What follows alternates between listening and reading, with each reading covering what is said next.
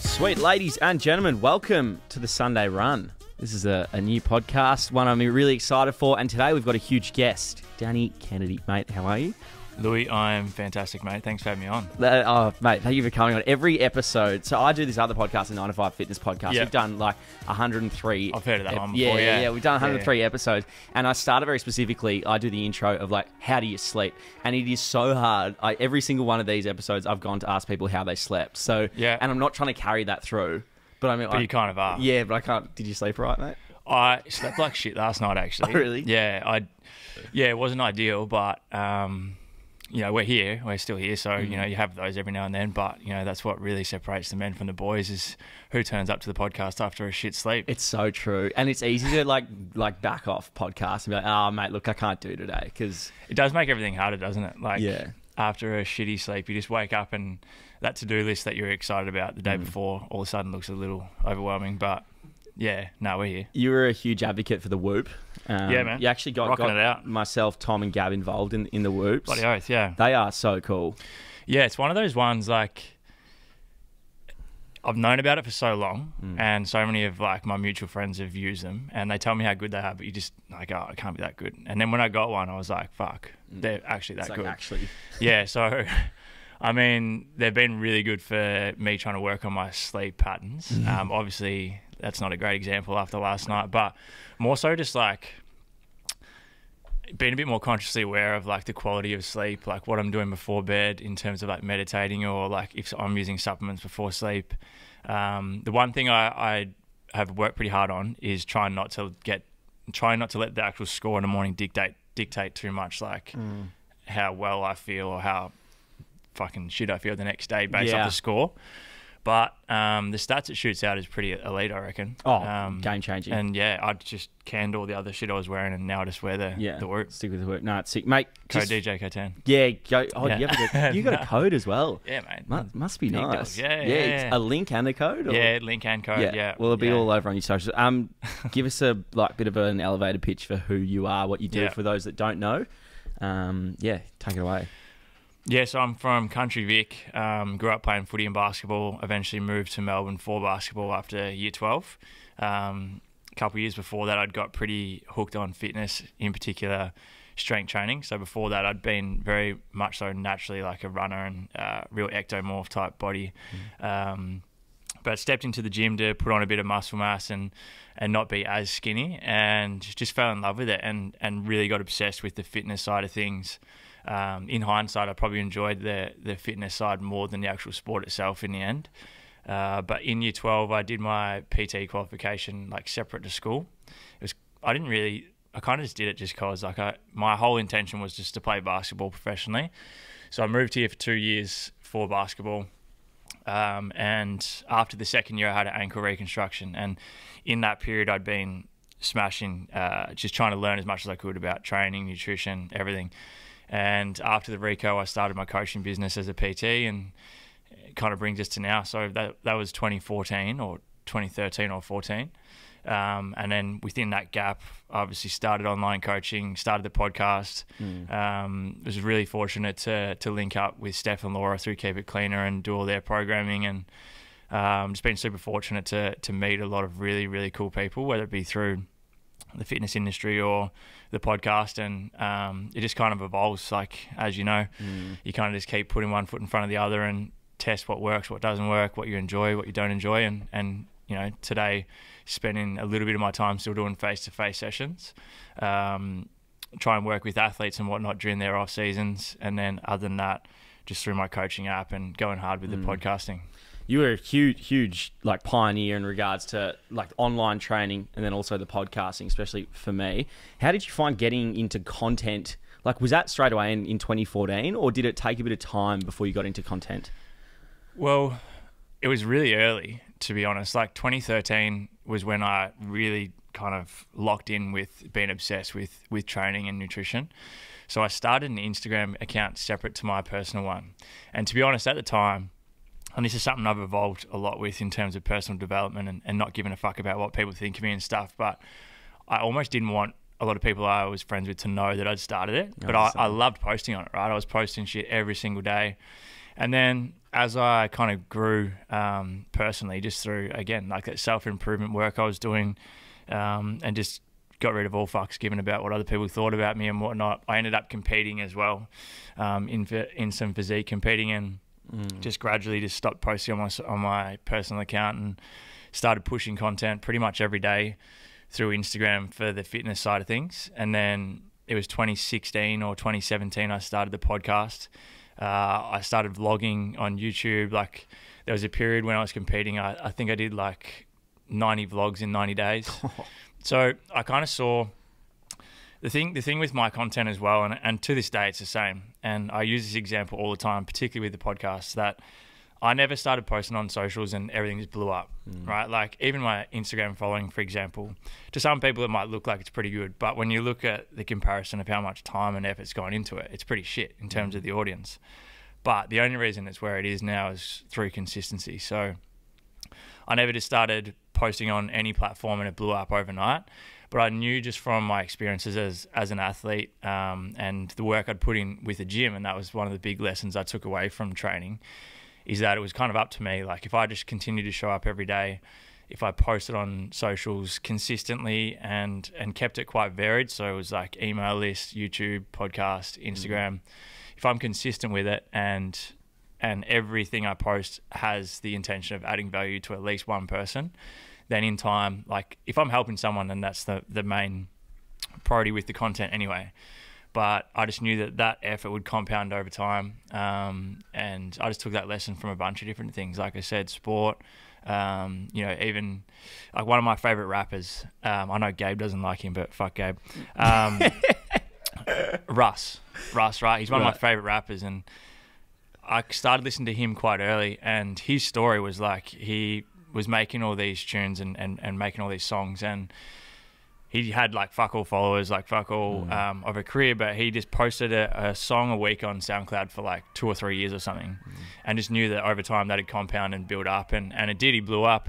So I just kind of took that same approach with the stuff I do, and to this day still do, just try and stay consistent with it. Do you find, like, so I hadn't blown up until 2 months ago. Yeah, it's crazy. And congratulations too, because you deserve it.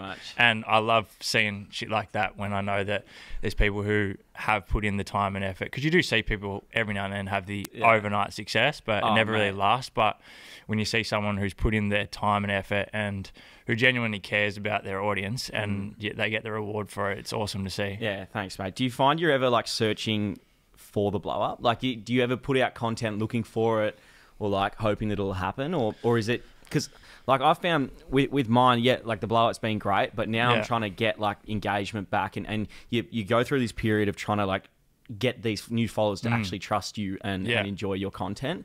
So like I'd almost sometimes want to go back to when I had crazy engagement as within a reason. But do you find you're ever chasing that? Not really. Like, I think because I haven't had that actual experience of something just going fucking nuts, it hasn't really affected me too much. But again, it just comes back to like, even now when I post something, like obviously my intention is for as many people to see it as possible. Like if everything I posted blew up, I'd be fucking wrapped, because I genuinely feel like what I'm sharing has value, whether it's around mindset stuff, whether it's around training, nutrition, whatever. 99% of the time, whatever I'm sharing, I feel like can help someone. So in saying that though, I'm not making content with the pure hope of it fucking blowing up, because I feel like there's certain ways to do things. Like, let's say you create a piece of content that you just want to go viral, and there may be some value in there, but if that's your actual intention the whole time, then you've kind of lost track of like giving a fuck about helping people, because it becomes selfish and more of an ego thing. So yeah, I mean, everyone wants their shit to go nuts, and otherwise you probably wouldn't post on socials. But for me, it's just about trying to at least have one person take some value from everything. I feel like you've done a really great job of like becoming, especially in Melbourne and Australia, like the guy who debunks like fitness myths, or like a really go-to individual for like good, solid, consistent advice. Has that kind of molded the demographic of people because I feel like your demographic is really broad, somewhat kind of the same as mine in terms of starting to get into older people, older women, like people who are trying to get into the gym and want to be, debunk myths. Yeah, that's evolved a little bit, to be honest. So early days, as I said, I was competing, and a lot of my content was based around purely, not purely aesthetics, but a lot of the stuff I was posting was either me with my shirt off, looking lean or whatever, or real specific stuff in terms of just changing the way you look.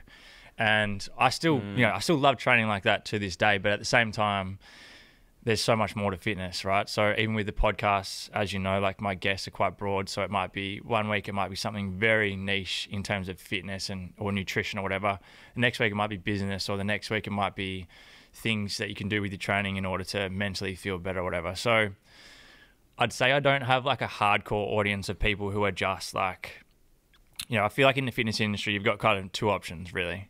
You can go real niche with something, or you can keep it quite broad. But even within the strength training space or like bodybuilding space, you can go down the route where everything is just purely aesthetics, and you'll get a massive following potentially if you're posting shit where you're just like looking shredded and it's like the vision of what people want to do. But a lot of pressure to stay shredded all the time, though, isn't there? The pressure's there, but at the same time, it's like, are you really adding any value, or like the audience that you've got, are they there just because they like what you look like, or are you actually helping them? And yeah, you might help motivate them, but it then kind of limits you to what you can do. So yeah, the audience is quite broad, and obviously having the stuff with Keep It Cleaner as well has broadened it in terms of a lot of females. So like my audience is more female than male, even though at the same time, I obviously love helping males because it's the style of training that I do is probably obviously more catered to them, and whether it might be stuff that I've done with athletes in the past, you start to get a bit of that, podcasting, and now doing a lot more content around personal development too. So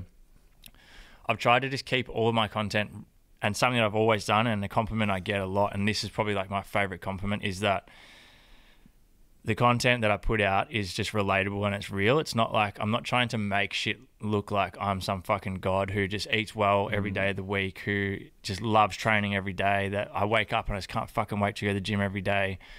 It's not the case. And it's the same with business, and I just try and make sure that whatever I'm sharing is genuinely like my authentic self.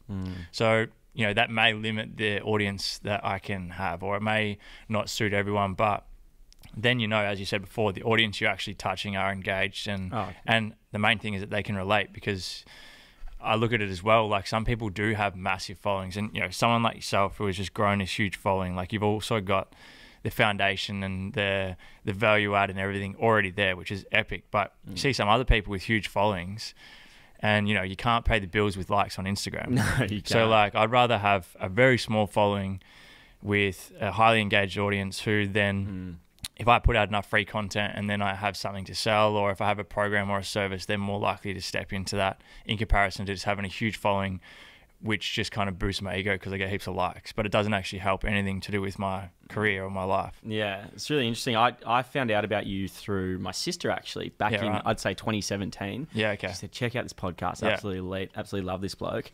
I was actually in Horsham at the time that I figured out that I learned about you. And what a lucky man you are. Turns out you're from there. Yeah. How did the Keep It Cleaner stuff come to fruition? And then how have you seen that kind of like launch your personal brand? So it's funny how that started. And this is one thing that I repeat quite often as well, is through all this personal growth shit, I kind of got to the point where I was like, all right, I don't ever want to fear like failing. I don't want to fear rejection. I don't want to try and wait for shit to happen just because I'm putting into work, because fucking so is everyone else.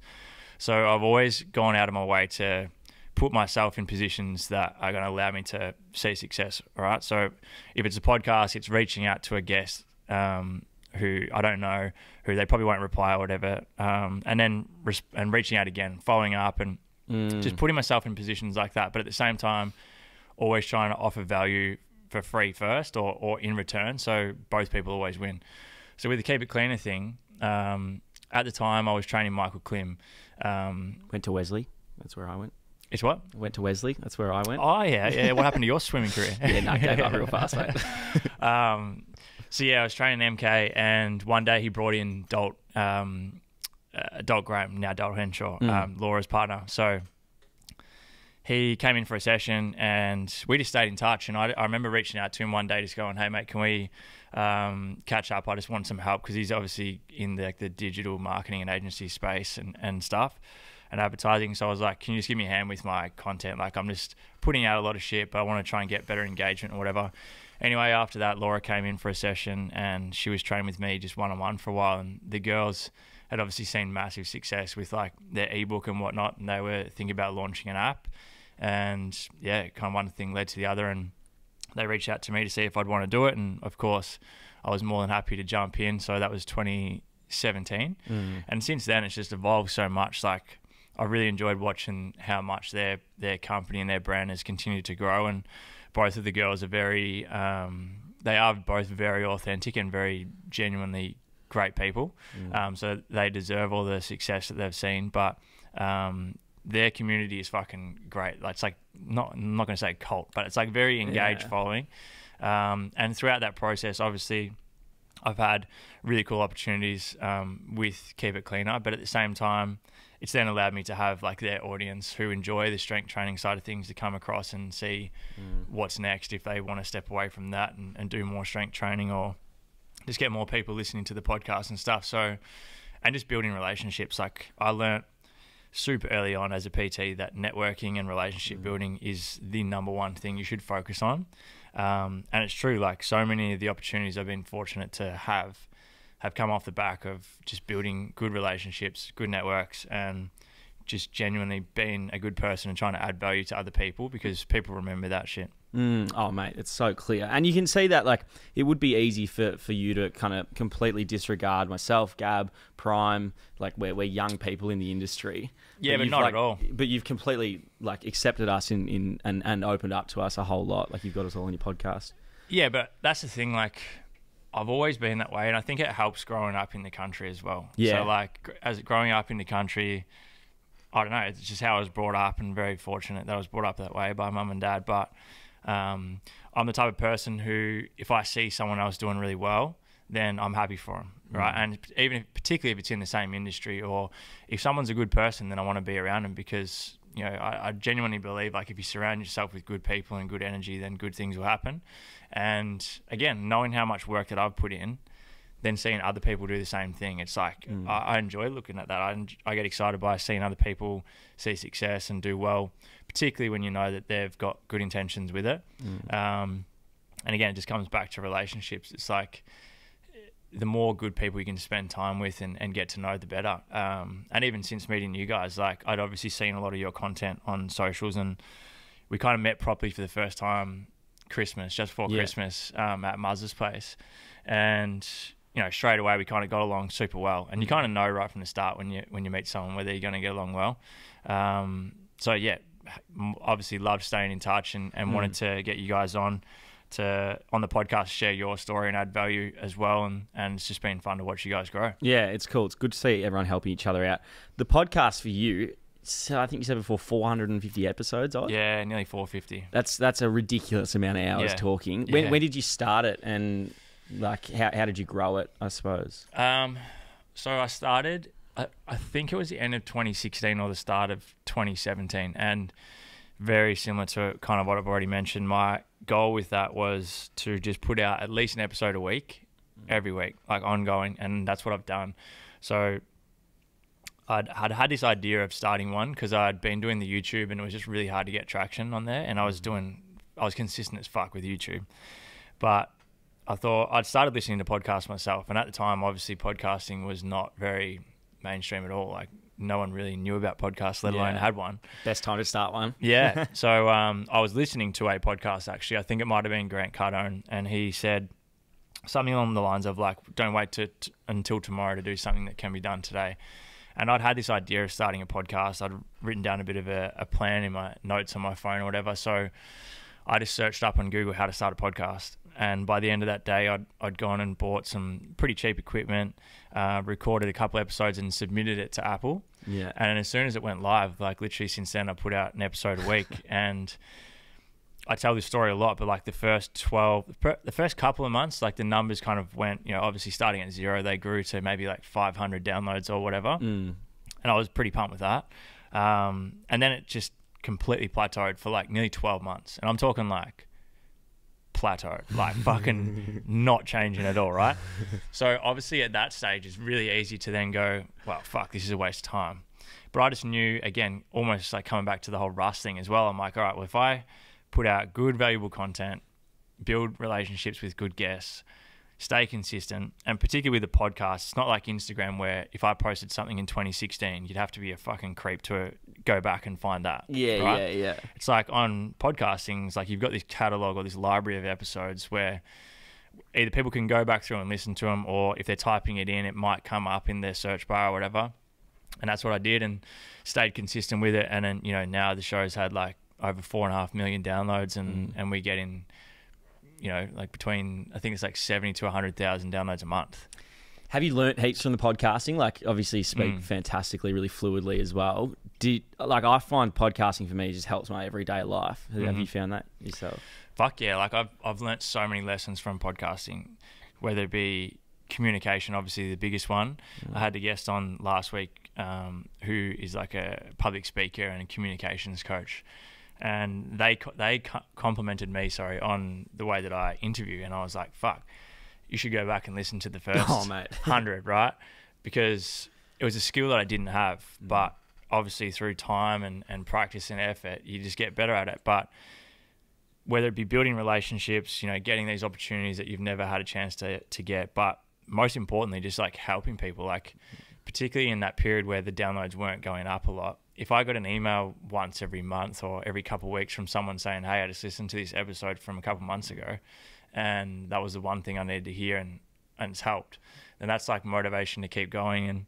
And now it's like probably the number one thing I enjoy. Like out of everything I'm doing, like I obviously love coaching. I love putting out content, training, all that type of shit. But going to have a good conversation with someone on a podcast and then also knowing that you can share that with the world is fucking cool. And it's very rare as well, like that you sit down with someone one-on-one with no phone, no distractions and have a genuine conversation for 30, 45, an hour, whatever it may be. So yeah, I've just learned so much from it and lessons that aren't like skills as well, like lessons like the benefit of staying consistent with something and letting that compound and shit like that, stuff that you only learn once you actually go through it. Do you do solo podcasts as well? Yeah, I do. How do you find those? I find them fine. I find them okay now. It's a great skill to have, to be able to do a solo podcast. It's very hard early on. It is fucking hard early on. So when I first started, I would have like, obviously I was thinking get as many guests as you can because fucking do a solo one is just ridiculous. So I used to record my solo ones. I would have the whole fucking episode written in my notes. So the episode would go for like fucking 6 to 8 minutes, right? Reading off the script. And it'd take me fucking 3 hours to record it because every time I'd be reading it, trying to like sound like I'm just fluently just thinking of this shit. And I would be like fucking could barely even read. So then I would fuck it up and then I'd start again. And it was a fucking nightmare. Whereas now, as I said, like it's a skill and it's something that gets better with practice. So now I will genuinely go into whether it's the studio where I record. I've also got like all the equipment just at my house, which is where I do a lot of the solo ones. And I'll just sit down, like if you and I have had a conversation and we've been talking about something and I'll kind of like leave that. Or if I get a question on social media and I think that's a good thing to talk about, I'll just like, if I've got time, I'll go home, chuck the headphones on, press record and just chat. And, you know, that's something that's gotten better in time. Like we were talking about before we hit record, like how I structure my guest episodes now. Like similar, I used to have all these questions listed and it pretty much just turned into like a fucking genuine Q&A. It's like 21 questions, right? Yeah. Sit down and listen. It's pretty much fucking Q&A. Whereas now I just feel if I know enough about the guest, I know some of the things I want to touch on. And, you know, if you and I went for a coffee, I wouldn't have a list of questions fucking exactly. out on the piece of paper that I could just fucking reel off. So you just get better at that. And the solo ones definitely takes a lot longer, I think. But such freedom of content, though, isn't it? If you can do solo podcasts, you can do podcasts for years, can't you? Fucking oath. You don't need there's anyone. Always shit to talk about. And that evolved a lot too because, as I said about social media, like I've always really thrived off just staying authentic on my socials and not trying to make shit look better than it is or sharing, like being vulnerable and sharing the shit stuff as well as the good stuff. And a mate of mine, a couple of years in, like particularly with the solo one, said to me, I might have been on a guest episode, he goes, because there was one episode where I just I don't know what it was. I think actually, you know what it was? I was in Vegas. Good. I was in Vegas. Good start. I was in Vegas and I decided I would record a solo episode because I was sticking to my one a week and I'd been drinking already. Yeah, nice. And I'd already ordered a cocktail, but I forgot about it. Fucking listen up. So I'm fucking halfway through this solo episode and the buzzer goes off on the door and the fucking chick brings in my cocktail and I was like, fuck, I'm just going to leave it in there. So I left it in there and my mate goes like, that was one of the best episodes because you were genuinely just yourself. So after that, I thought, you know, he's 100% right. I'm trying to make these episodes too polished.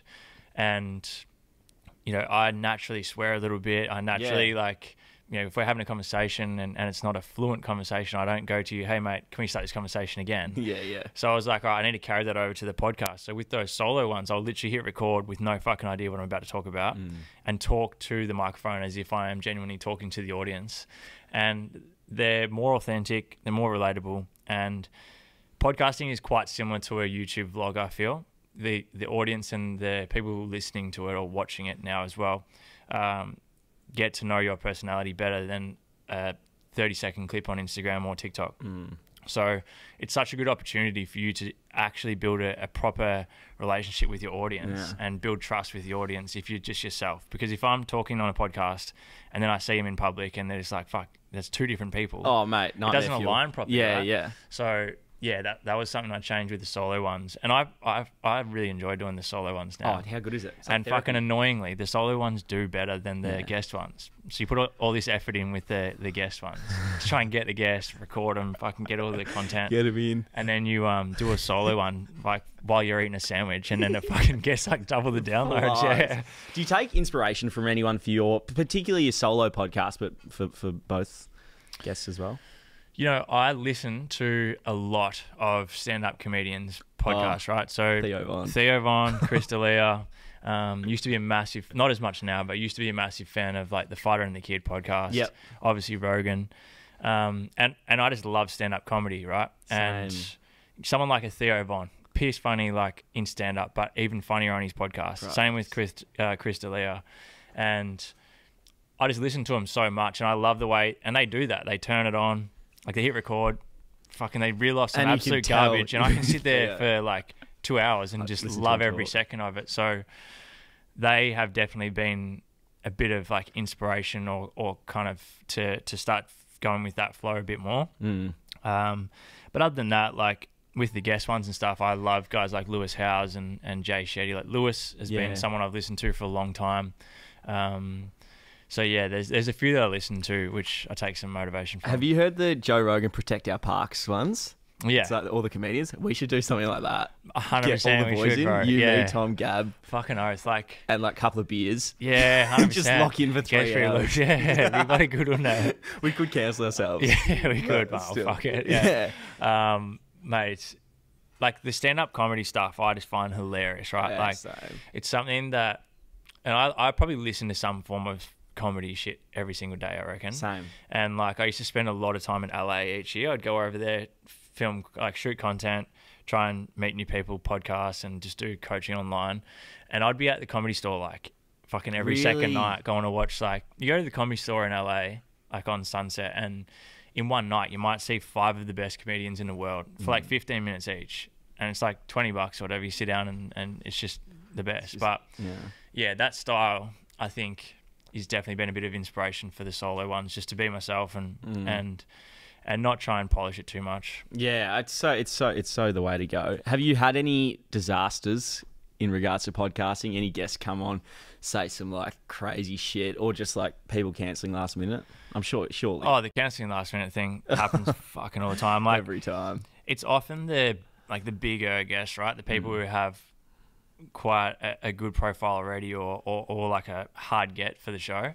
I had one, and a lot of the US based ones just end up being at the shittest times possible, right? It's like fucking 3 a.m. or something. I had one once where it was at like fucking a horrible time, and then I got on and it was the guest. It was a great episode, but it was the guest and like 3 of his assistants and managers on a Zoom call, right? And they're all just like sitting there looking at me, and the guy's like, "You've got 20 minutes." Yeah, let's make this quick. He's like, "You've got 20." All right, guys. And then just as we're about to start, he's like, "I was serious about the 20-minute thing." I was like, "Fuck, awesome." All right, thanks, mate. And then the cancelling one happens all the time. There's been a few guests where afterwards I've just gone, "We'll cut that bit out." Yeah, sure. yeah. We'll definitely cut that We'll bit sort out. it out, mate. Yeah, we'll leave it out for sure. Yeah. But nothing too bad. Yeah, fuck, I don't really care too much either. I'm kind of like, what? Just go with the flow. There's been a few where afterwards I'm kind of like, oh, if I had known what that was going to end up like, then maybe I would have passed on it. But yeah, most of them been pretty good. Yeah, it's the way. The mindset stuff. You've like really been big on the mindset stuff. When did that start for you? Probably around the same time I started the podcast, I first touched on it. Like I read a book by Robin Sharma. And I don't fucking read, so that was saying something. I read a book by Robin Sharma. He's really struggling out there. Yeah. If he's reading. I was struggling, yeah. If I'm reading. I was really struggling, yeah. Going for a lot of walks as well. Obviously, it was a Monday. And yeah, I read a book by Robin Sharma, and that was the first like personal development type content I'd ever read. And I just remember afterwards thinking like, fuck, I just felt so motivated. There were so many things that really provoked like certain things I believed or thought or whatever. And I started reading more personal development books. And then over the years, it just kind of progressed to, you know, and I had like periods where I was quite anxious, like as a kid as well. And there was periods where, as I'd kind of grown up a bit as well, I was still super anxious. And there was probably things that I was doing that was causing it. But at the same time, would just overthink a lot of things. Like wasn't super confident, but yeah, just anxiety and shit like that. So I started meditating. Like 2017, I had a goal to meditate every day. Sorry, once a year. Yeah, just once a year. And he's done it, ladies and gentlemen. I'm on track. So we've done it about 6 times. Yeah. Every day of 2017. So I did that. Then I just started doing things like journaling. I started to actually enjoy meditation because I again, it was a bit of a skill, so I got better at it. And then, I went and did a Wim Hof workshop once and started the cold showers and ice bath stuff. And it just progressed. And the more I kind of tapped into it, the more I realized that, like, so many people are kind of just conditioned to think and act certain ways because that's the way it's always been. And once I saw the potential of, like, how much you can genuinely change your mindset or expand your consciousness and awareness and just genuinely feel much better every day and start to become take ownership of what happens in your life and not just run on autopilot all the time. That's what really G'd me up with it. And I was just having conversations with clients and friends and like everything else I've done, just sharing my experiences of like what I was doing and the benefits I'd seen. And the conversations were impactful. Like you would have like one conversation with someone and all of a sudden that changes like the whole trajectory of like what they're doing or how they've been feeling. So I started noticing that and I was like, I'm going to start putting more content out around that. And something that I'd already done probably 2 or 3 times before, but I feel like you got to remind yourself a lot, is that initially with the personal development stuff, I didn't post much about it because I was kind of like tied to the whole identity of just being a PT or a coach with training and nutrition. So I was like, if I post this, no one's really going to like, they're kind of going to be like, what the fuck? But I knew that I'd been working hard on it for years already. So once I kind of, again, got rid of all fucks given about what anyone thought about it, whatever, I started posting stuff about it and it's been good. Like people, like same as everything. Like if one post at a time, like everything that I put out can help at least one person, then it's worth it. So again, it's just like one of those never ending journeys. And as I said, I've tried to steer all my content in the direction of whatever I'm doing or going through and not try and create it, but more so document what I'm doing. Obviously there's times where you've got to create content, but if majority of the time, and I say this to a lot of trainers now who reach out and ask like how to build an Instagram or how to build an email list or whatever the fuck it is, it's like, don't sit there and do your head in and have like paralysis by analysis of like, what should I create and share? Because if you know more than the audience, like even a little bit more, you are like the authority. So anything that you think is probably just like stock standard could be something that someone needs to hear or has no idea about. So just document what you're doing instead of trying to create shit out of thin air. I'm learning that so much at the moment. And like, I feel like I've known that for a while now, but man, just how little people know, especially in regards to like fitness, health and fitness, just like people know so little. So it's like you really have to, especially when you're catering to a new audience, like scale it right back, make it as simple as possible. Yeah, and that'd be hard for you at the moment because I think something that I learned as well is that obviously my message has always been quite similar with strength training and nutrition and whatnot. So you start to think like, oh, I've said this a million times, but you might have like, you know, in your example now, all of a sudden you've got like 150,000 new fucking followers. Yeah.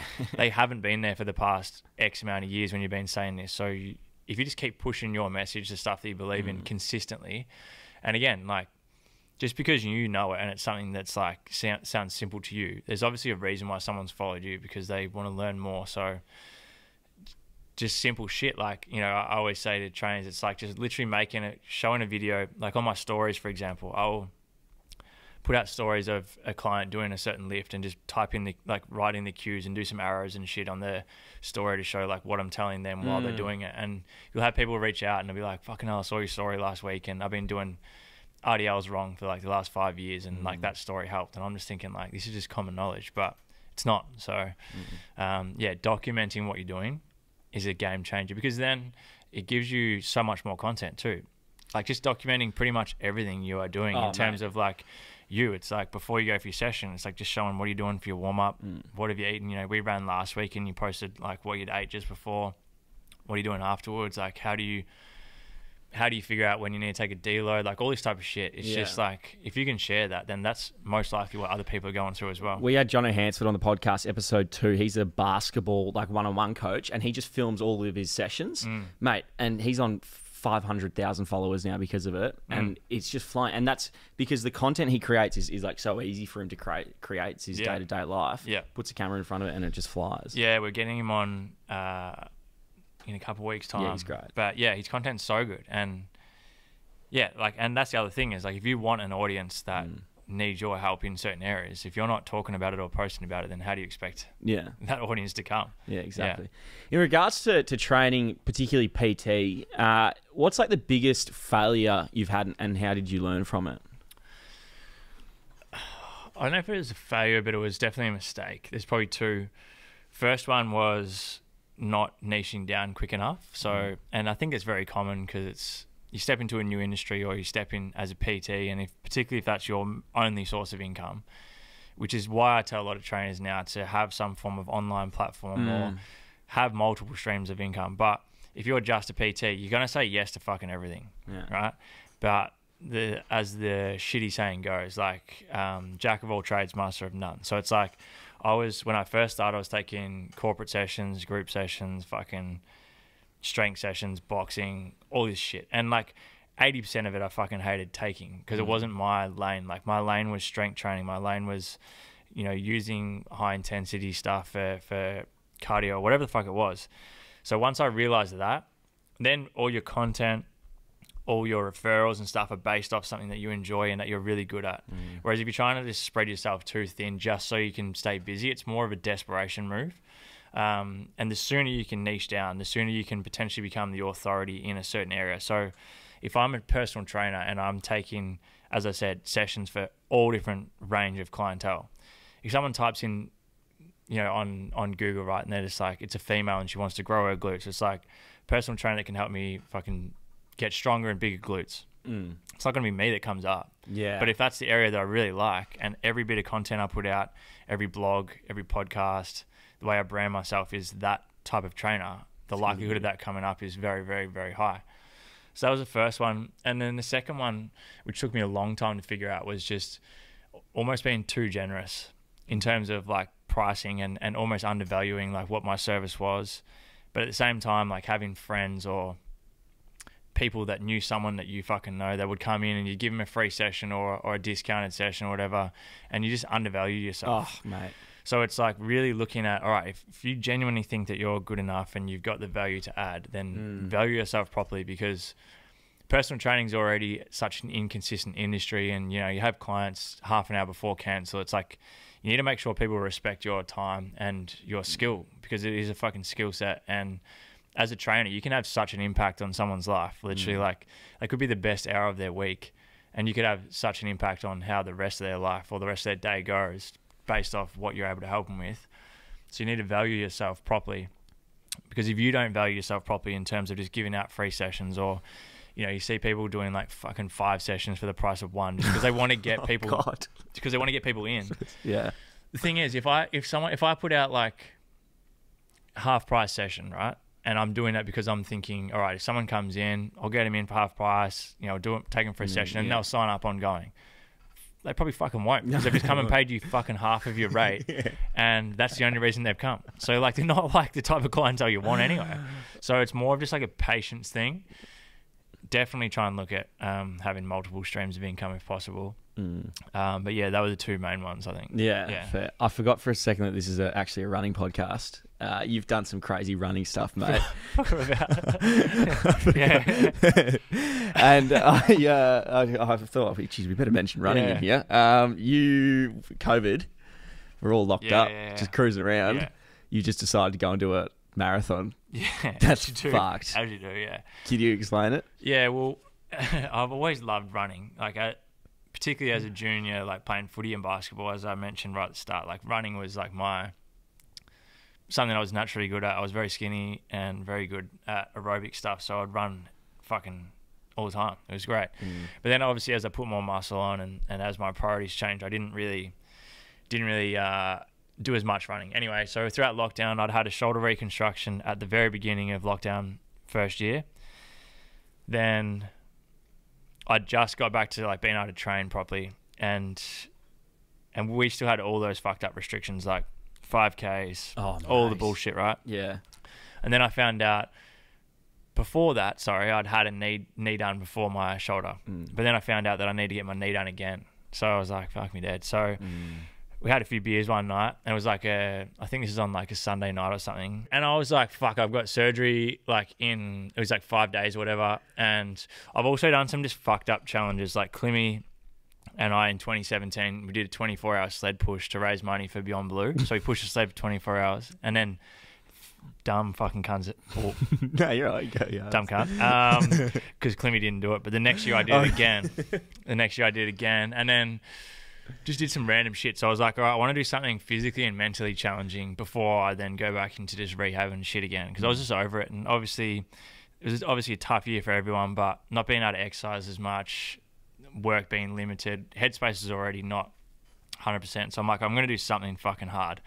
So that thing was just going to run a marathon after not doing like any training whatsoever. So yeah, I just woke up one morning and I had to work around all these fucking restrictions. Yeah. I had clients first actually that morning, and I was like, I can guarantee some fucking muppet is going to call me out for it because we're in lockdown. So at the time, PTs could be outside all day, and you had 2 hours of exercise, and we had a 5K radius. So, and if you were exercising, you didn't have to wear a mask, right? So I put on my story in the morning that I'm doing it. I said all the little shit I had to work around. And then afterwards, I put up on my Instagram. So, by the way, we did the fucking marathon in a half decent time in a 5K radius. So back, up. That's the part that I reckon is the most nuts, is the fact you did a marathon in a 5K radius. Yeah. Like, there's no mental stimulation there. Nah. And I've heard some even more fucked up stories. Like, someone did a marathon on their balcony and shit. Like, just... Oh, mate. It's not good. Anyway, so we did this. It was fucking cool. It was good. Enjoyed it, whatever. Afterwards... put up on my fucking Instagram that I did it, put my phone down, and legs are obviously fucked. So then, like, after an hour or so, I got a message from a good friend of mine, and she was just like, hey, like, hope you're all good. Like, just let me know if you need any advice or whatever. I'm like, how'd she know I went for it? And then I, like, opened up Instagram, and I'd just been absolutely fucking annihilated. Like, I think it got... The post got shared in like some group, so then they all just fucking ganged up on me. And I had like people were tagging Vic Police, people were tagging all the fucking radio stations and shit. So I'd explained like how I'd got myself around this, right? Stayed in 5Ks. I even posted the fucking map. Oh mate, they're coming for you. Still just like, oh, fuck it. I had someone comment, like, this was the most fuck comment. Someone goes, so I don't want to seem insensitive, but like it was like, so people have family members that are like sick and passing away and they can't see him, but you can go for a fucking run. I'm like, what the fuck? Like, that doesn't even make sense.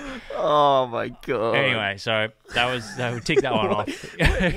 What's the correlation? Yeah, I'm like, sorry. I mean, I guess. So sorry, I fucking exercised. Yeah. But yeah, so I had 2-hour run by myself, and then I had the next bit of time with some clients, so it was all good. But anyway, Mate. But yeah, it was pretty brutal. But it actually wasn't as hard as what I thought. It was more so physically, it wasn't as hard as what I thought. Mentally, it was pretty tough. But yeah, it was good because I got to skip the whole fucking months of training. Yeah. Looking back at that, like the COVID times, I remember I was sitting down with a mate at one point, you know, outside, we were having a bite to eat. We were sitting a metre apart and we just took our masks down to bite into like the pie we were eating. And this lady came up, just pure fear in her eyes. Like, you guys are the reason that we're all gonna... It's like the fear that was going on at the time was just nuts. It literally brought out the best or the worst in everyone. Yeah. Mostly the worst. Mostly the worst. I was training, like the first lockdown, I trained throughout the whole fucking lockdown, all my clients outside. It was the most fucked thing ever. Freezing as fuck. Melbourne winter, shit ass. Also, like, one set of dumbbells and a fucking band, right?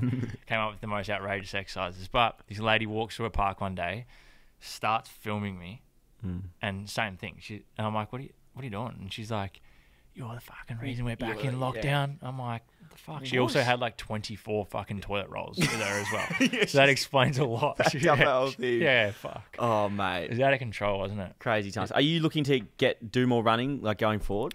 Yeah, I'd like to. I'm just trying to find that balance at the moment. So I've had knee done 3 times, shoulder done. So, like, I still prefer to be in the gym lifting, but I also just love running. And obviously the feeling afterwards is so fucking good. And even last week when we did the 10K, like, that was probably the furthest I'd done in a while.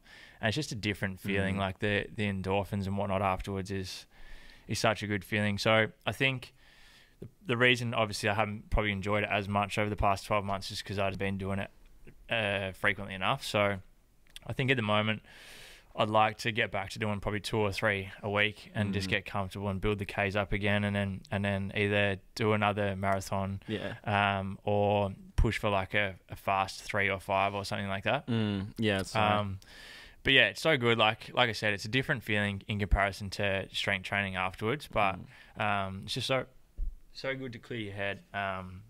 And like, I just love, particularly when the weather's nice, it's a great way to start the day. It's awesome. Yeah, that's been like my content through summer is like, nah, you got to start running now so that you're fit enough when winter comes. Yeah. You're like motivated enough to get outside, because Melbourne winters, bloody oath, not pretty. I think as well, like, question that comes up all the time in strength training and PT stuff. It's like, if I do too much cardio, does that mean that I can't build muscle mass and stuff? But like, the better your aerobic capacity is, the better you'll perform in the gym with your strength training. Your recovery will be much better because you'll have much better blood flow and recovery and whatnot. So, like, even if my goal does then transition to putting on some mass or whatever over winter, I just think keeping some form of conditioning in there is only going to work in my favour. So, I'm looking forward to doing more sessions with you. And I think that's the battle a lot of time as well. People like just can't get motivated to do it themselves. Like, I don't typically struggle with motivation, but for a lot of people, it's like, if you've got a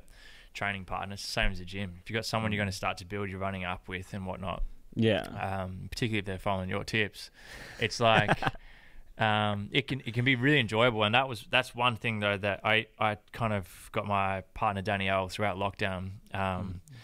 Must have been the second one after the fucking marathon. She wanted to start running, but she hadn't ran for so long that every time she would go to do a run, she'd get super frustrated because she'd be like, I'm just fucking, my legs are fucked. Like, it's not enjoyable. So we really built it from the ground up. And within 3-4 weeks, like, she was cranking out 5K runs and loving it just because she gave herself the time to actually acclimatise to the Ks and build it up properly. That's been like pretty much the whole point of I do a Sunday run, like a free program every Sunday. I got like beginner, intermediate and advanced, and like the beginner is just so much about just like enjoyment and like, you know, let's say I want to get them to all running 5Ks, but like at first, you know, start with 1K of running and then like 2Ks of walking, and just like trying to build it up slowly and just like finding the enjoyment in it, because everyone's so like traumatized by running is what I've found. Yeah, but even for people who, you know, because as I said, I used to run a lot, but it's the same as the gym. If you've been out of the gym for fucking 2-3 months and you go back in, you can't expect to lift the same weight as what you did previously. So Yep. even just trying to wrap your head around, like, even if you were a runner, to get back into it, you still got to start basic and build your way back up. But yeah, I mean, I'm sure your programs are fucking helping a lot of people, but it just comes back to what we talked about before. It's like just having someone to help guide you through the basics and build it up properly, it just makes a hell of a difference. Also, the accountability aspect. I'm sure you see that with your programming as well. Like, the second someone's got something to keep accountable, like a program, it's just exponential. And that's why, you know, so many like online trainers and stuff do so well, because it doesn't really matter what program you give a beginner. If you give them a program and a set structure, I'll respond. They are going to respond. And it'll be like they're on bloody gear. Yeah, exactly right. Those are the days. You.